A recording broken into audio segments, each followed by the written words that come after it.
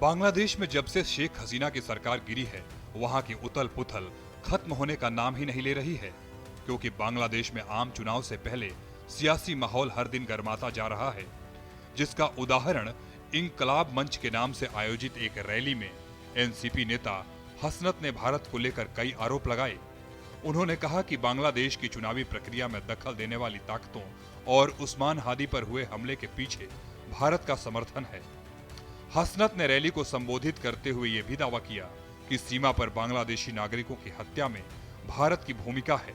उन्होंने भारत पर कई गंभीर आरोप लगाए, हालांकि इनके समर्थन में कोई ठोस सबूत पेश नहीं किए गए।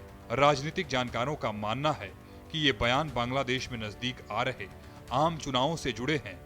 इस रैली में हसनत ने कहा कि अगर बांग्लादेश को अस्थिर करने की कोशिश की गई तो इसका असर सीमा पार भी पड़ेगा। उन्होंने कहा कि आजादी के 54 साल बाद भी देश पर बाहरी ताकतों की नजर बनी रहती है और बाहर से नियंत्रण करने की कोशिशें होती रहती हैं। अगर भारत बांग्लादेश को डिस्टर्ब करने की कोशिश करता है तो पूरा पूर्वोत्तर भारत से अलग हो जाएगा। शेख हसीना और उनके समर्थकों पर निशाना साधते हुए हसनत ने आरोप लगाया कि सत्ता के लिए लोगों को पैसों के दम पर तोड़ने की कोशिश की जा रही है।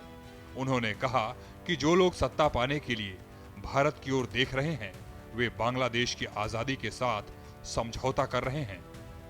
हसनत ने भारत को चेतावनी देते हुए कहा कि अगर उन ताकतों को शरण दी जाती है जो बांग्लादेश की संप्रभुता, मतदान अधिकार और मानवाधिकारों का सम्मान नहीं करती, तो बांग्लादेश जवाबी कदम उठाने के लिए मजबूर होगा। उन्होंने कहा कि देश को अस्थिर करने के गंभीर परिणाम होंगे और इससे पूरे क्षेत्र में अशांति फैल सकती है। इस मामले को लेकर एनसीपी नेता हसनत बांग्लादेश में भारत विरोधी बयानों के लिए जाने जाते हैं और इससे पहले भी वे कई बार नई दिल्ली के खिलाफ तीखी टिप्पणियां कर चुके हैं।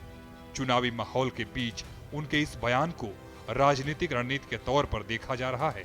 इस खबर को लेकर आपकी क्या राय है, हमें कमेंट बॉक्स में जरूर शेयर करें।